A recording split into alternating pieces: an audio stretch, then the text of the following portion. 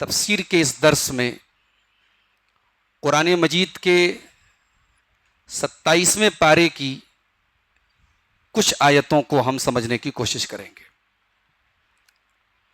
27ویں پارے کے شروع میں اللہ تعالیٰ نے دو ایسی قوموں کا ذکر کیا ہے جو بہت پاورفل قومیں تھیں۔ ایک قوم عاد تھی اور ایک قوم سمود تھی۔ قوم عاد کے نبی حضرت ہود علیہ السلام تھے اور قوم سمود کے نبی حضرت صالح علیہ السلام تھے۔ قوم عاد جو تھی یہ پہاڑوں پر مکان بناتی تھی اور بڑے طاقتور ہوتے تھے یہ قوم عاد کے لوگ۔ اللہ تعالیٰ نے اس قوم پر جب عذاب بھیجا تو اللہ نے ایسی چیز کے ذریعے عذاب بھیجا جو ہر انسان کی ضرورت ہے۔ جانتے ہیں اس قوم پر عذاب کیسے آیا؟ ہوا کے ذریعے آیا۔ اللہ نے ہوا کو عذاب بنا دیا۔ ہوا نہ چلے تو کائنات رک جائے گی، دنیا رک جائے گی، لیکن قوم عاد کے اوپر ہوا کے ذریعے عذاب آیا، اور اسی ہوا کو جب بارش کے پہلے ہوائیں چلتی ہیں تو وہ ہوائیں برکت والی ہوتی ہیں، رحمت والی ہوتی ہیں، لیکن قوم عاد کے اوپر جب ہوا آئی ہے تو یہ برکت والی ہوا نہیں تھی، یہ عذاب والی ہوا تھی۔ اسی لیے اللہ فرماتا ہے 27ویں پارے کے شروع میں وَفِي عَادٍ إِذْ أَرْسَلْنَا عَلَيْهِمُ الرِّيحَ الْعَقِيمَ، اور یاد کرو قوم عاد کو جب ہم نے ان کے اوپر ایک بانجھ ہوا کو بھیجا۔ ہوا کو اللہ نے بانجھ کہا ہے۔ بانجھ سمجھتے ہیں بھائی؟ جس عورت کو بچہ نہ ہو اس کو بانجھ بولتے ہیں۔ تو ہوا کو بانجھ کیوں کہا گیا؟ ہوا رحمتیں لے کے آتی ہے، مگر یہ ہوا بانجھ ہوا تھی، عذاب والی ہوا تھی۔ ما تذر من شیء اتت علیہ الا جعلتہ کالرمیم، یہ ہوا جہاں جہاں سے گزری اس کو بوسیدہ بنا دیا، کھنڈر بنا دیا، پوری قوم عاد کا کام ختم کر دیا۔ وفی ثمود اذ قیل لہم تمتعوا حتی حین، اور یاد کرو قوم سمود کو جب انہوں نے اللہ تعالیٰ کے معجزے کے طور پر جو اونٹنی آئی تھی اس اونٹنی کو قتل کر ڈالا تو ان کے نبی نے ان کو 3 دن کی مہلت دی۔ ان کے نبی نے کہا کہ مزے کر لو 3 دن تک۔ اس کا مطلب یہ ہوا کہ گناہ کرنے کے بعد اگر مہلت ملے تو انسان کو ڈرنا چاہیے۔ اگر آپ گناہ کر رہے ہیں اور بہت اچھا کاروبار چل رہا ہے، بال بچے بہت چین سے ہیں اور سب کچھ اچھا گزر رہا ہے، تو یہ بہت خطرناک بات ہے۔ گناہ کے بعد جو ڈھیل ملتی ہے یہ بہت خطرناک ہوتی ہے۔ اللہ نے فرمایا کہ یاد کرو جب قوم سمود سے کہا گیا مزے کر لو ایک مقررہ دن تک، فَأَتَوْا عَنْ أَمْرِ رَبِّهِمْ، تو انہوں نے اپنے رب کے حکم سے سرکشی کی، فَأَخَذَتْهُمُ الصَّاعِقَةُ وَهُمْ يَنْظُرُونَ، ان کے اوپر بجلی کی کڑک کا عذاب آیا۔ بجلی کڑکی، ان کی آنکھوں کے سامنے بجلی کڑکی، وہ دیکھ رہے تھے۔ اپنی تباہی کا منظر اپنی آنکھوں سے دیکھنا یہ زیادہ تکلیف دے دیتا ہے۔ فَمَا اسْتَطَاعُوا مِنْ قِيَامٍ وَمَا كَانُوا مُنْتَصِرِينَ، اس کے بعد قوم سمود کبھی کھڑی نہیں ہو سکی اور کبھی ان کو مہلت نہیں مل پائی۔ یہ دونوں قومیں صفحہ ہستی سے مٹا دی گئیں۔ نہ قوم عاد کا کوئی ایک آدمی دنیا میں بچا، نہ قوم سمود کا دنیا میں کوئی ایک آدمی بچا۔ اس کے بعد اللہ تعالیٰ نے اس کائنات کے ایک اصول کی طرف اشارہ کیا۔ اس کائنات کا ایک اصول ہے کہ یہ کائنات پھیل رہی ہے، یہ یونیورس ایکسپینڈ ہو رہی ہے۔ اللہ نے فرمایا وَالسَّمَاءَ بَنَيْنَاهَا بِأَيْدٍ وَإِنَّا لَمُوسِعُونَ، ہم نے آسمان کو اپنی طاقت اور قدرت سے بنایا، وَإِنَّا لَمُوسِعُونَ، اور ہم اس کائنات کو ایکسپینڈ کر رہے ہیں، اس کو پھیلا رہے ہیں۔ یہ کاسمولوجی کا ایک بہت بڑا اصول ہے کہ یہ یونیورس جو ہے یہ کائنات پھیل رہی ہے۔ یہ اللہ تبارک و تعالیٰ 1400 سال پہلے قرآن کے 27ویں پارے میں کہہ رہے ہیں وَإِنَّا لَمُوسِعُونَ، ہم اس کائنات کا ایکسپینشن کر رہے ہیں، اس کائنات کو پھیلا رہے ہیں۔ وَالْأَرْضَ فَرَشْنَاهَا فَنِعْمَ الْمَاهِدُونَ، اور زمین کو ہم نے بچھا دیا اور ہم بہترین اس کو بچھانے والے ہیں۔ بچھانے کا مطلب کیا ہے؟ یعنی زمین کو اللہ نے رہنے کے قابل بنایا۔ زمین جو ہے یہ انترکش میں خلا میں سورج سے جتنا ڈسٹینس ہونا چاہیے اور باقی گیلیکسیز سے جتنا ڈسٹینس ہونا چاہیے وہ اللہ تعالیٰ نے ایکوریٹ رکھا ہے۔ زمین کے اندر جتنی گریوٹی ہونی چاہیے اتنی ہی گریوٹی رکھی ہے، تو زمین کو رہنے کے قابل اللہ نے بنایا. وَمِن كُلِّ شَيْءٍ خَلَقْنَا زَوْجَيْنِ لَعَلَّكُمْ تَذَكَّرُونَ، اور ہر چیز کے ہم نے جوڑے بنائے تاکہ تم نصیحت حاصل کرو. ہر چیز کے جوڑے بنائے. دنیا میں ہر چیز کا پیئر ہے، یہاں تک کہ پیڑ پودوں کے اندر بھی میل فیمیل ہوتے ہیں. دنیا میں ہر چیز کا پیئر ہے، تو اس بات کی دلیل ہے کہ ایک ذات ایسی ہے جس کا کوئی پیئر نہیں ہے، اور وہ اللہ کی ذات ہے. اس کے بعد اللہ نے اس دنیا کے سب سے اہم سوال کا جواب دیا، اور وہ سوال کیا ہے کہ ہم کیوں پیدا ہوئے ہیں. بھئی ہم کیسے پیدا ہوئے یہ سمجھ میں آ رہا ہے، ہم کب پیدا ہوئے یہ سمجھ میں آ رہا ہے، ہم کیوں پیدا ہوئے، ہمارے کریشن کا مقصد کیا ہے.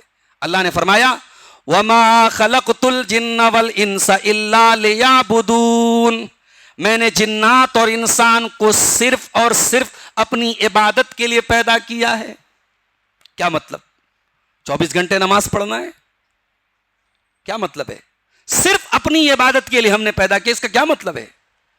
اس کا مطلب یہ ہے کہ زندگی میں آپ کا ایک ہی مقصد ہے کہ آپ کو اللہ کو راضی کرنا ہے. آپ ہر کام کریں جو اللہ نے آپ کے لیے جائز کیا ہے، بس آپ اللہ کو ناراض نہ کریں.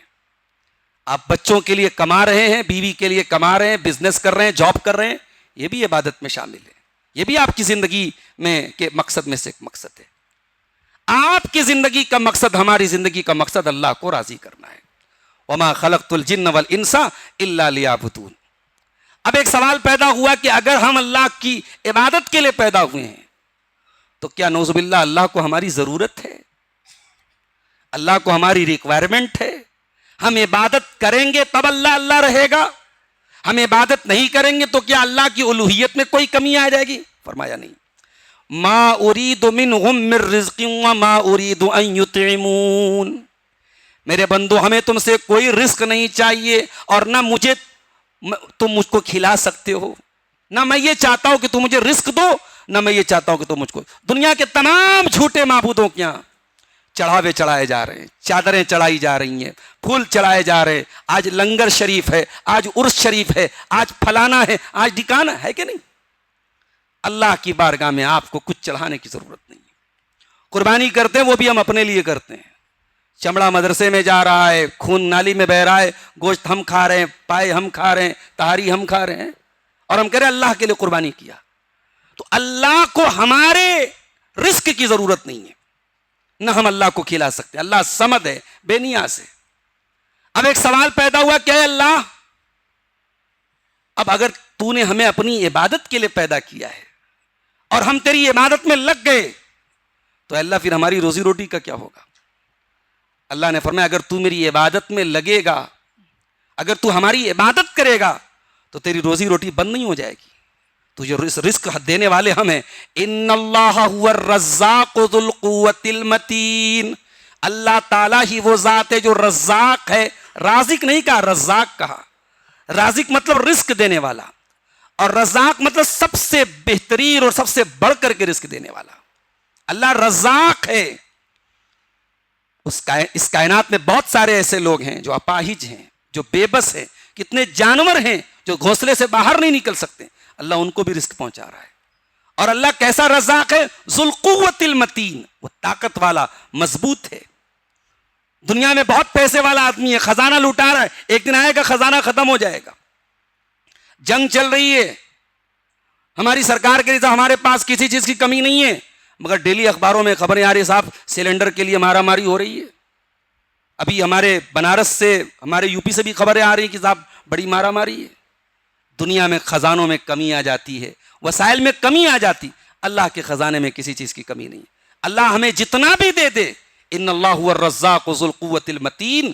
اللہ وہ رزاق ہے جو بڑی طاقت والا ہے، اس کے خزانے میں کوئی کمی آنے والی نہیں ہے. اس کے بعد اللہ نے ایک بڑی پیاری بات فرمائی کہ جنتی جب جنت میں جائیں گے تو ہم ان کی اولاد کو بھی جنت میں لے کے جائیں گے. بھئی ہر آدمی چاہتا ہے نا کہ فیملی کے ساتھ ہم جائیں. کسی اچھے ریسٹورنٹ میں ہم کھانا کھانے گئے، کھانا اچھا لگا، چلو بھی بیگم چلو بچوں کو لے کے چلو، فیملی کے ساتھ جا رہے ہیں. کسی اچھے فارم ہاؤس میں گئے، کسی اچھی جگہ گھومنے گئے تو ہم بچوں کو لے کے جاتے ہیں. اللہ اکبر. جنت میں ہم اکیلے جانا چاہیں گے کیا؟ ہم تو چاہیں گے کہ جنت میں بھی ہمارا پریوار جائے, ہماری فیملی جائے. اب سوال یہ پیدا ہوتا ہے, ہم تو تہجد پڑھ رہے ہیں, ہم تو بڑے نیک ہیں, اولاد اتنی نیک نہیں ہے. اب جنت میں بھی کلاسز ہوں گے, جنت میں بھی درجات ہوں گے. اب پتہ لگا بیٹے کا کلاس الگ ہے اور باپ کا درجہ الگ ہے. اب باپ کی تو تمنا ہے کہ ہم اپنے بچوں کے ساتھ رہیں, تو اب یہاں کیسے کیا ہوگا, کیونکہ بیٹے کا کلاس تو لوور کلاس ہے اور باپ کا اپر کلاس ہے. اللہ نے فرمایا والذین آمنوا واتبعتهم ذریتهم بایمان, جو لوگ ایمان والے ہوں گے اور ان کی اولاد بھی ان کو فالو کرے گی ایمان کے ساتھ. یہ کنڈیشن ہے, اولاد آپ کو فالو کرے ایمان کے ساتھ. اولاد بھی ایمان والی ہونی چاہیے. ایمان کم بیشی ہو سکتا ہے, کم زیادہ ہو سکتا ہے, لیکن ایمان والی توحید والی اولاد ہونی چاہیے. اسی لیے مرتے دم تک اپنے بچوں کی توحید کی فکر کرو. بڑے افسوس کی بات ہے, ہمارے بچے کانوینٹ اسکولوں میں پڑھتے ہیں, ہم 1 گھنٹے کے لیے مسجد میں بھیجتے ہیں مکتب میں, تو اس 1 گھنٹے کی مکتب کی پڑھائی کو ہم بڑے ہلکے میں لیتے ہیں. بچہ گیا تو گیا, نہیں گیا تو ہم تو سمجھتے ہم تو احسان کر رہے ہیں بچے کو مسجد میں بھیج. ارے بھائی, وہ کانوینٹ کی پڑھائی تیرے بچے کے لیے جتنی اہم ہے اس سے کہیں زیادہ اہم یہ مکتب کی پڑھائی ہے. یہاں وہ توحید سیکھے گا, یہاں وہ دعائیں سیکھے گا, یہاں تیری بچی نماز کا طریقہ سیکھے گی. اس کو تو ہلکے میں لے رہا ہے. یہ مکتب کی تعلیم, یہ توحید کی تعلیم تیرے بچوں کو جنت لے کے جائے گی, اس کو ہلکے میں تو مت لے میرے بھائی. اللہ نے فرمایا کہ جو ایمان والے ہوں گے اور ان کی اولاد ایمان کے ساتھ ان کو فالو کرے گی, ہم کیا کریں گے, الحقنا بہم ذریتہم, ہم ان کی اولاد کو ملا دیں گے ان کے ساتھ. ہم ان کی اولاد کو ملا دیں گے. کیسے ملائیں گے, اپ گریڈ کر دیں گے ان کی اولاد کو. اللہ ایسا بھی تو کر سکتا تھا, باپ کا درجہ اونچا ہے اور بیٹے کا درجہ نیچا ہے, تو اللہ باپ کو ڈاؤن گریڈ بھی تو کر سکتا تھا, مگر اللہ ڈاؤن گریڈ نہیں کرے گا, اللہ اپ گریڈ کرے گا. اللہ بیٹوں کو, اولاد کو باپ کے درجے تک, یا اگر باپ کا درجہ کم ہے تو باپ کو بچوں کے درجے تک پہنچا دے گا, اللہ بڑھا دے گا. وما التناہم من عملہم من شیء, ہم کسی کی نیکی میں کوئی کمی نہیں کریں گے, کسی کے ثواب میں کوئی کمی نہیں کریں گے. اس کے بعد اگلی جو آیت ہمارے سامنے آتی ہے, اس میں اللہ نے جنتیوں کی ایک گفتگو کا ذکر کیا ہے. اور یہ جو آیت میں پڑھنے جا رہا ہوں, یہ وہ آیت ہے جس کو حضرت عائشہ پڑھ رہی تھی نماز میں, چاشت کی نماز میں پڑھ رہی تھی, اور اسی آیت کو پڑھتے پڑھتے کئی گھنٹے انہوں نے گزار دیے, رو رہی تھی اور یہی آیت پڑھ رہی تھی. فمن قالوا انا كنا قبل في اهلنا مشفقین, جنتی آپس میں باتیں کریں گے, کہیں گے ہم دنیا میں جب اپنی فیملی میں ہوتے تھے, اپنے گھر والوں میں ہوتے تو ڈرتے تھے اللہ کے عذاب سے. یہ بہت بڑی بات ہے. آدمی دنیا کے سامنے متقی بن جاتا ہے, لیکن فیملی کے اندر انسان کھل جاتا ہے. جنتی آپس میں بات کریں گے کہ ہم فیملی میں رہتے تھے تو اللہ سے ڈرتے تھے, ہماری پوری فیملی تقوی والی تھی. یہ ماحول ہونا چاہیے ہمارے گھر کا. مسجد میں آپ بڑے متقی ہیں, جماعت کے لیے بڑے نیک ہیں, گھر میں آپ کا کیا حال ہے, آپ کے بچوں میں تقوی ہے کہ نہیں, آپ کی بیوی کے اندر تقوی ہے کہ نہیں ہے. قالوا انا كنا قبل في اهلنا مشفقین, ہم اپنے گھر میں رہتے تھے, فیملی میں رہتے تھے, اللہ سے ڈرا کرتے تھے. فمن اللہ علینا ووقانا عذاب السموم, اللہ نے ہم پر احسان کیا اور اللہ نے گرم ہواؤں کے عذاب سے بچا لیا. دنیا میں ابھی یہ مارچ کا مہینہ چل رہا ہے اور سورج کتنا غصے میں نظر آتا ہے دوپہر میں. ہمیں اللہ نے طاقت سے نوازا تو ہم کولر میں رہتے ہیں, اے سی میں رہتے ہیں, ہمیں گرم ہوائیں منظور نہیں ہیں. ہم بلا ضرورت گھر کے باہر نہیں نکلتے گرمی کے موسم میں. جہنم کی جو گرم ہوائیں رہیں گی, دنیا کی گرم ہوائیں کوئی حیثیت نہیں رکھتی ان کے سامنے. جب جنتی جنت کی اللہ تبارک و تعالیٰ کے ایئر کنڈیشن کی ہوائیں جب وہ کھائیں گے تو کہیں گے اے اللہ تیرا احسان ہوا ہم پر, تو نے گرم ہواؤں کے عذاب سے ہم کو بچا لیا. یہاں جہنم کا عذاب نہیں کہا, گرم ہواؤں کا عذاب کا. فمن اللہ علینا ووقانا عذاب السموم, اے اللہ تیرا کرم ہو گیا ہم پر کہ تو نے ہمیں گرم ہواؤں کے عذاب سے بچا لیا. حضرت عائشہ یہی آیت پڑھتی چلی جاتی تھی اور روتی چلی جاتی تھی. اس کے بعد اگلی آیت جو ہمارے سامنے آتی ہے میرے پیارے بھائیوں, وہ سورہ نجم کی آیت ہے. اللہ نے فرمایا والنجم اذا ہوا ما ضل صاحبکم وما غوا وما ينطق عن الهوى ان هو الا وحی یوحی. قسم ہے ستارے کی جب وہ غائب ہو جائے. دنیا کے تمام ستارے, ان کی ایک لمٹ ہے, ایک ٹائم ہے, وہ نظر آتے ہیں پھر غائب ہو جاتے ہیں. اب یہ اللہ نے قسم کھا کے اپنے نبی کا ذکر کیا ہے, یعنی اے دنیا والوں، دنیا کے تمام ستارے ایک وقت تک نظر آئیں گے اور غائب ہو جائیں گے، مگر نبوت کا آخری ستارہ، میرا آخری نبی جناب محمد رسول اللہ صلی اللہ علیہ وسلم، ان کی روشنی قیامت تک باقی رہے گی، ان کا دین قیامت تک باقی رہے گا، ان کی شریعت قیامت تک باقی رہے گی۔ میرا نبی قیامت تک کے لیے رسول ہے، قیامت تک کے لیے نبی ہے، قیامت تک اس کی شریعت چلے گی۔ وَالنَّجْمِ اِذَا ہوا، قسم ہے ستارے کی جب وہ غروب ہو جائے۔ مَا ضَلَّ صَاحِبُكُمْ وَمَا غَوَا، اے مکہ والو، تمہیں میرے نبی کی باتوں میں شک ہو رہا ہے؟ میرا نبی آسمان سے اتر کے نہیں آیا ہے، وہ تمہارے بیچ میں پیدا ہوا ہے، عبد المطلب کا پوتا ہے، عبداللہ کا بیٹا ہے، ہاشم کا پرپوتا ہے، ابو طالب کا بھتیجا ہے، تمہارے خاندان میں پیدا ہوا ہے، تمہارا ساتھی ہے۔ ما ضل صاحبکم وما غوا، تمہارے یہ جو ساتھی ہیں محمد صلی اللہ علیہ وسلم، نہ تو ان کے اندر ضلالت ہے نہ غوایت ہے، نہ ان کے علم کے اندر کوئی خرابی ہے نہ عمل میں کوئی خرابی ہے۔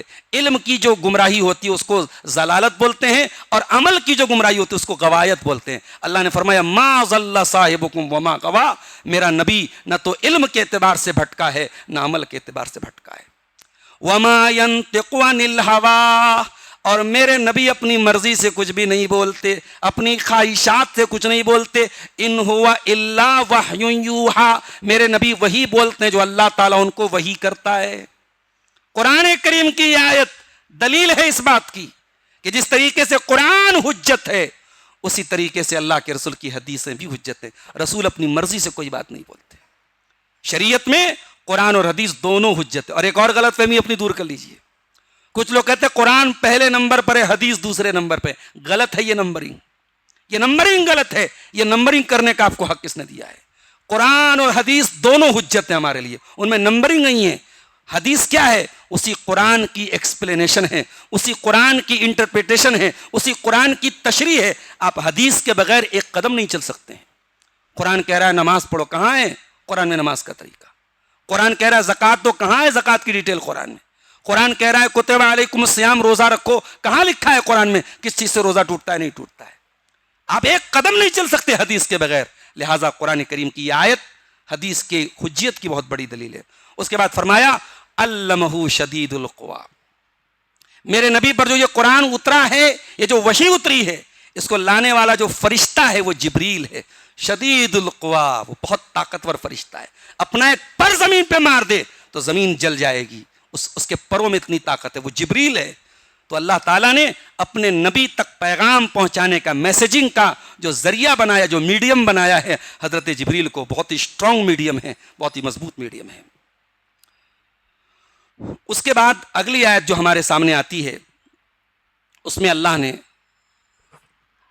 دنیا داروں کا ذکر کیا۔ فرمایا فَأَعْرِضْ عَمَّنْ تَوَلَّىٰ، اے نبی آپ ان لوگوں سے اعراض کیجئے، ان کو نظر انداز کیجئے جو امن طوّا عن ذکرنا، جو ہمارے ذکر سے منہ موڑ لیتے ہیں، ہماری شریعت سے منہ موڑ لیتے ہیں۔ وَلَمْ يُرِدْ إِلَّا الْحَيَاةَ الدُّنْيَا، اور جن کا مقصد صرف دنیا ہی دنیا ہوتا ہے۔ ذَلِكَ مَبْلَغُهُم مِّنَ الْعِلْمِ، اور دنیا ہی ان کا مبلغ علم ہوتی ہے۔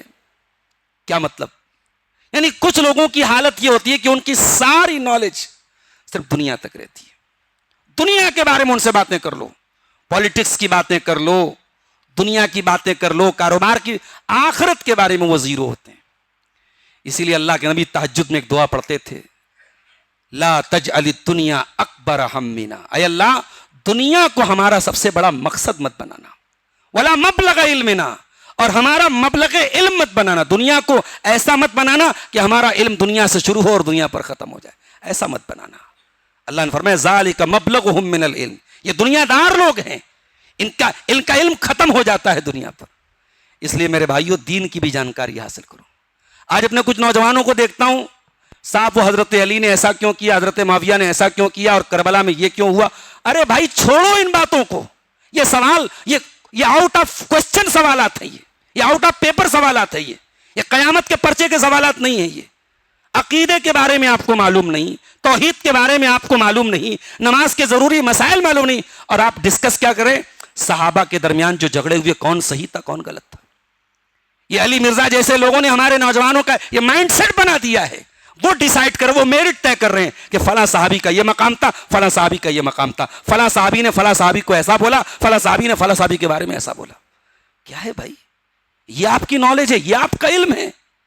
یہ ہمارے سلیبس سے باہر کا سوال ہے میرے بھائی. یہ قیامت کے دن یہ سوال ہم سے نہیں ہوگا کہ آپ حضرت معاویہ کے بارے میں کیا عقیدہ رکھتے تھے، بنو امیہ کے بارے میں آپ کا کیا یہ ہمارا سوال نہیں. ہاں ایک سوال ہوگا، نبی سے محبت تھی کہ نہیں تھی، نبی کے اہل بیت سے محبت تھی کہ نہیں تھی، نبی کے صحابہ سے محبت تھی کہ نہیں تھی، اور اگر تھی تو کسی نبی کے صحابی کے بارے میں بدتمیزی کرنے کا آپ کو ادھیکار نہیں ہے. اگر تھی تو کسی اہل بیت کے بارے میں آپ کو بدتمیزی کرنے کا حق نہیں ہے. یہ بات یاد رکھیے. تو اپنا مبلغ علم سمجھیے کہ آپ کا مبلغ علم کیا ہے. اس کے بعد اگلی جو آیت ہمارے سامنے آتی ہے اس میں اللہ تعالیٰ نے اپنے ان بندوں کا ذکر کیا ہے جو کبیرہ گناہوں سے بچتے ہیں. میں بتا چکا ہوں کہ کبیرہ گناہ ان گناہوں کو کہتے ہیں جن کے بارے میں قرآن و حدیث میں جہنم کی وعید آئی ہو، لعنت کی گئی ہو، ان کے اوپر عذاب کی بات آئی ہو، وہ سارے گناہ کبیرہ گناہ. اللہ نے فرمایا الذین یجتنبون کبائر الاثم والفواحش، میرے متقی بندے وہ ہوتے ہیں جو کبیرہ گناہوں سے بچتے ہیں، گندے کاموں سے بچتے ہیں. الا اللمم، ہاں چھوٹی چھوٹی لغزشیں ان سے ہو جاتی ہیں. آپ فرشتے نہیں، آپ معصوم نہیں ہیں، آپ کبیرہ گناہوں سے بچیے، باقی چھوٹی لغزشیں اگر ہو جائیں گی. ان ربک واسع المغفرہ، اللہ بہت بخشنے والا ہے. هو اعلم بکم اذ انتم جنۃ فی بطن اذ انشاکم من الارض، اللہ تو تم کو تب سے جانتا ہے جب اس نے تم کو زمین سے پیدا کیا. وَإِذْ أَنْتُمْ أَجِنَّةٌ فِي بُطُونِ أُمَّهَاتِكُمْ، جب تم اپنی ماں کے پیٹ میں تھے اللہ تعالیٰ تب بھی تم کو جانتا تھا. فَلَا تُزَكُّوا أَنفُسَكُمْ، لہٰذا اپنے آپ کو بہت پاک صاف بیان نہ کرو، اپنا تزکیہ نہ کرو. هُوَ أَعْلَمُ بِمَنِ اتَّقَىٰ، اللہ کو خوب معلوم ہے کون متقی ہے. اپنے منہ میاں مٹھو مت بنو، اپنی صفائیاں مت بیان کرو، اپنے آپ کو گناہوں سے بچاؤ، یہی اللہ کے یہاں تمہاری نجات کا ذریعہ ہے. اپنا تزکیہ مت کرو، اپنی طہارت کی داستانیں مت بیان کرو. اس کے بعد میرے بھائیوں اگلی جو آیت ہمارے سامنے آتی ہے اس میں اللہ تعالیٰ نے چاند کے 2 ٹکڑے ہونے کا ذکر کیا. نبی کے دور میں مکہ کے مشرکوں نے اللہ کے نبی سے مطالبہ کیا کہ یہ چاندنی رات کا چاند ہے، پورا چاند ہے، اس کو 2 ٹکڑے کر کے آپ دکھا دیں، ہم مان لیں گے آپ کو. نبی نے اشارہ کیا انگلی سے، 14ویں کا چاند تھا، پورا چاند تھا. چاند 2 ٹکڑے ہو کر کے نظر آیا. پہاڑی کے ایک طرف آدھا چاند نظر آیا، ایک طرف آدھا چاند نظر آیا. اور یہ منظر اس وقت دنیا میں بہت سارے لوگوں نے دیکھا، لیکن مکہ والے ایمان نہیں لائے. اللہ نے فرمایا اقتربت الساعۃ وانشق القمر، قیامت قریب آ چکی ہے، چاند پھٹ چکا ہے، چاند 2 ٹکڑے ہو چکا ہے. وَإِن يَرَوْا آیَةً يُعْرِضُوا وَيَقُولُوا سِحْرٌ مُسْتَمِرٌ، اے نبی یہ لوگ کتنی بھی نشانیاں دیکھ لیں یہ اعراض کریں گے، یہ نہیں مانیں گے، یہی کہیں گے یہ جادو ہے، یہ کھلا ہوا جادو ہے. انہوں نے جادو کہہ کے ٹال دیا. لہٰذا جس کو ایمان لانا ہے وہ معجزات کا مطالبہ نہیں کرے گا، وہ ایمان لے آئے گا. اور جس کو ایمان نہیں لانا ہے وہ معجزات کا مطالبہ کر کے بھی ایمان نہیں لائے گا. تو یہ چاند کا 2 ٹکڑے ہونا رسول اکرم کے دور میں یہ واقعہ ہوا تھا اور یہ قیامت کی بہت بڑی نشانی ہے. اس کے بعد اللہ نے اسی سورہ قمر میں 5 بار ایک چیز فرمائی، ایک ہی آیت کو 5 بار ریپیٹ کیا. وَلَقَدْ يَسَّرْنَا الْقُرْآنَ لِلذِّكْرِ فَهَلْ مِن مُدَّكِرٍ، ہم نے قرآن کو آسان بنایا نصیحت حاصل کرنے کے لیے، ہم نے قرآن کو آسان بنایا سمجھنے کے لیے. فَهَلْ مِن مُدَّكِرٍ، تو ہے کوئی قرآن سے نصیحت حاصل کرنے والا. اللہ نے قرآن کو آسان بنایا ہے. 6 سال کا بچہ قرآن کا حافظ بن جاتا ہے، یہ کوئی آسان بات تو نہیں ہے. دنیا کی کسی اور لینگویج میں، دنیا کی کسی اور کتاب میں اس کی مثال نہیں ملتی. اللہ نے یاد کرنے کے لیے بھی آسان بنایا ہے. اسی گلبرگہ میں میری ملاقات ہوئی مولانا منصور مدنی صاحب سے، بنگلور میں پڑھاتے ہیں، غالباً شیخ عبدالحسیب صاحب کے ادارے میں پڑھاتے ہیں. انہوں نے لاک ڈاؤن کے دوران قرآن کو یاد کر لیا. کتنے حفاظ ہیں ہمارے اتر پردیش میں. مئو کے اندر ایک عالم تھے مولانا عبدالعلی اظہری رحمۃ اللہ علیہ، انتقال ہو گیا ان کا. ایک سال رمضان میں ان کی جو مسجد تھی مئو کے اندر حافظ نہیں آئے تھے اور اتفاق سے وہ چھٹی میں گھر آئے تھے. لوگوں نے کہا کہ آپ پڑھا دیجئے. انہوں نے ڈیلی ایک ایک پارہ یاد کر کے پڑھا دیا. اللہ نے آسان بنایا ہے اس کتاب کو یاد کرنے کے لیے، اور اللہ نے اس کتاب کو آسان بنایا ہے نصیحت حاصل کرنے کے لیے. اگر زندگی بنانا ہے آپ کو, زندگی سنوارنا ہے, قرآن کافی ہے میرے پیارے ساتھیوں. اللہ نے اس کو نصیحت کے لیے آسان بنایا ہے. کوئی جو اس قرآن سے نصیحت حاصل پکڑے, اس کو اللہ تعالیٰ نے 5 مرتبہ سورہ قمر کے اندر ذکر کیا ہے. اس کے بعد اللہ تعالیٰ نے سورہ رحمان میں ایک بات یہ فرمائی. سورہ رحمان بھی بڑی پیاری سورت ہے قرآن کی, اس کو ہمیں یاد بھی کر لینا چاہیے.